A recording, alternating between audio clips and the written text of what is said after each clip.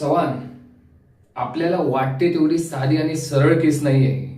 आपल्याकडून काही ना काहीतरी चुकतंय किंवा काही ना काहीतरी मिस होतंय. आपण समजून चालूया.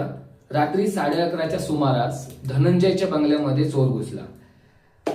त्याच्या आवाजाने धनंजय बेडरूम मधून हॉलमध्ये आला. त्याने चोराला पाहिलं. त्या दोघांमध्ये झटापट झाली आणि त्याने चोराने आपल्याकडचा चाकू धनंजयच्या पोटात खुपसला. जर तो चोर चोरीच्या हिशोबाने आला असेल, चोरीच्या उद्देशाने आला असेल, मग धनंजयच्या घरात चोरी झालीच नाही.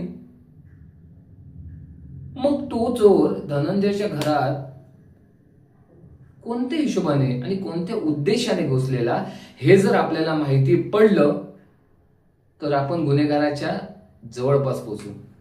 एक काम करा, त्या मृतदेहाच्या इथे आपल्याला एक कपडा मिळालेला, त्याच्यावर आपल्याला डाग मिळालेले, लगेच फॉरेन्सिक लॅब मध्ये पाठवायचं आणि त्याच्या रिपोर्ट आल्याच्या नंतर आपली पुढे दिशा ठरेल.